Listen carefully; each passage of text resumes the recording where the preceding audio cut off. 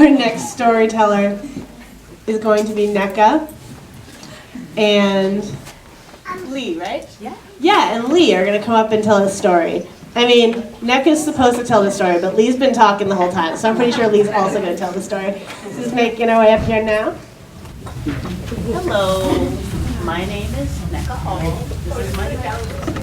This is my daughter, Bradley, but we call her Lee. I'm the mom of 4. I've had 4 vaginal deliveries.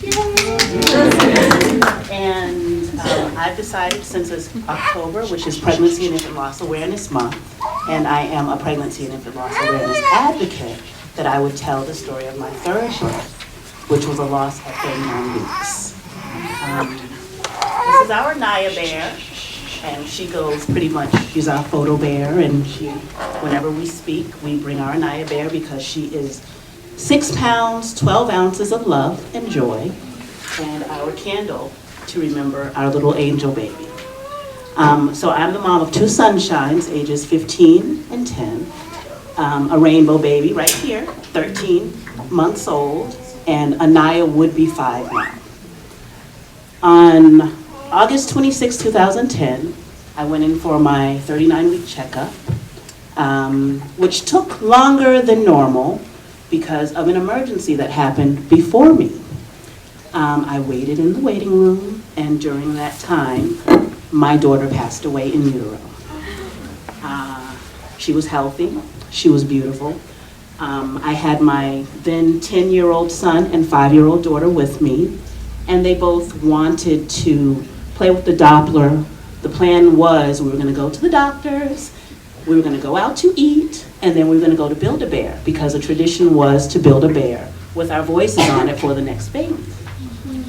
Unfortunately, well, fortunately, I guess I should say that way. Fortunately, my doctor decided, since she was already behind, that she would go ahead and check to see if I was dilating at all, and then bring the children back in, take the children out, bring the children back in to let them play with the Doppler as much as they wanted to, which was a great thing, I mean, under these circumstances.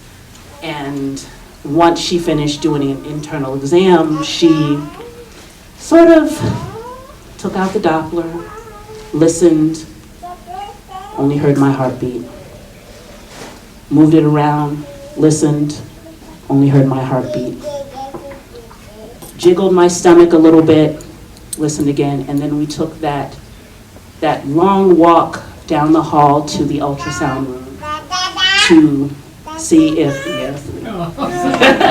yes, she has a lot to say about this. She's heard it so many times as well. But once we got there, I'm sorry, there's no heartbeat.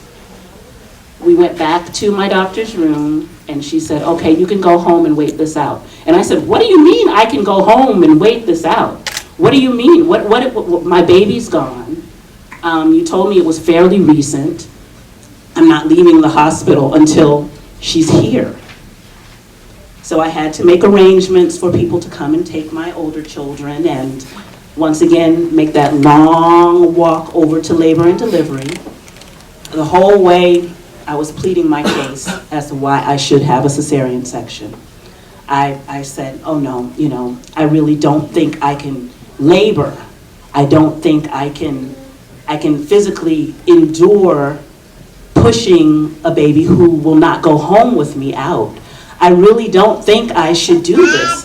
If there's anything that you can do to assure me a C-section, I know, I'm sorry. I'm telling a sad story, but I guess I'm happy I brought her up here.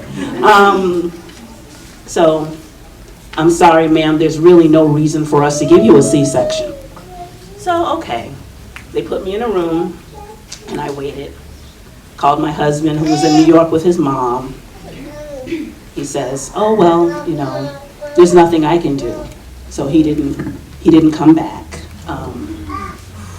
And I just dealt with it.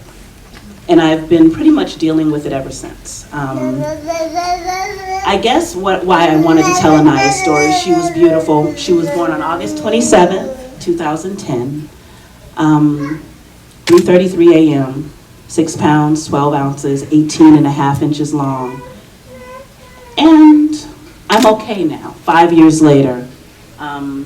I do something every day to honor her. So today, this is what I'm doing to honor her. These are stories that you won't hear about. These are stories that people don't want to talk about. And I guess that's why I talk about it. I had relatively no support because you just move on. That's what you're told, you move on, you don't talk about it. You find your own supports, you build your own supports, which is what I pretty much did. But every once in a while, you'll see someone, if you have a child who looks at you longingly, not knowing your story, and you know that look, because that's another person who has suffered a loss. So be gentle with your neighbors.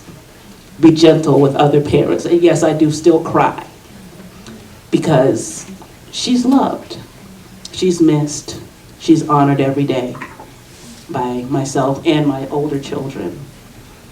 And thank you for taking a moment to listen.